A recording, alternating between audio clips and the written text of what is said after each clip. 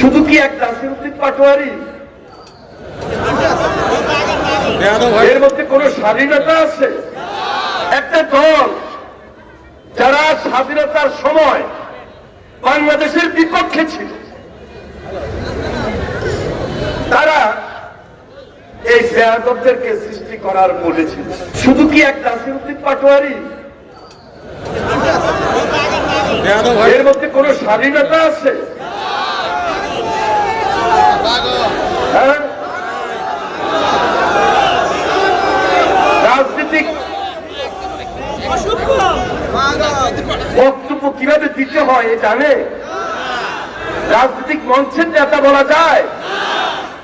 স্বাভাবিক রাজনীতিকে এরা ধরে রেখেছে? এরা ধরে রাখে নাই। একটা দল যারা স্বাধীনতার সময় বাংলাদেশের বিপক্ষে ছিল, তারা এই বেয়াদবদেরকে সৃষ্টি করার মূলে ছিল। আজকে তারা এই বাংলাদেশে বেয়াদব তন্ত্র নাজিল করেছে এবং কেউ যদি বলে যে বাংলাদেশে এখন বিরোধী দলে 2টা দল, 3টা দল, 4টা দলের আমি বিশ্বাস করি না। দল হইল বিরোধী দলে একটা, ওটা হলো জামাত শিবির।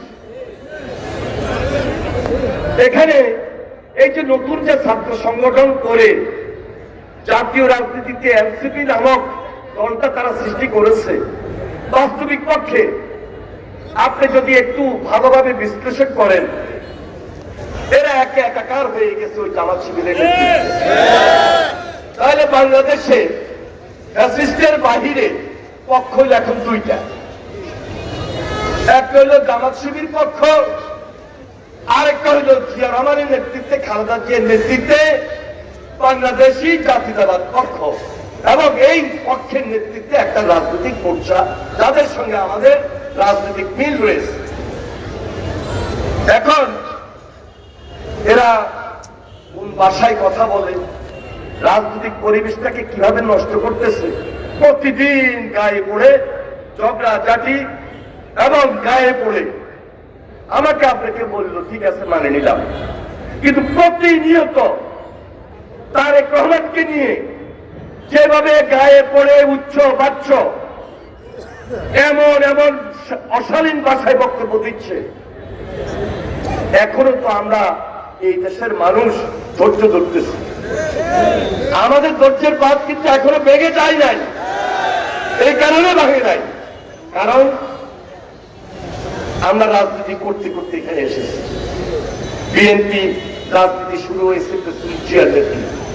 একটা উদারপন্থী গণতান্ত্রিক দল, এটা একটা গঠনতন্ত্র আছে, এটা একটা নিয়ম আছে।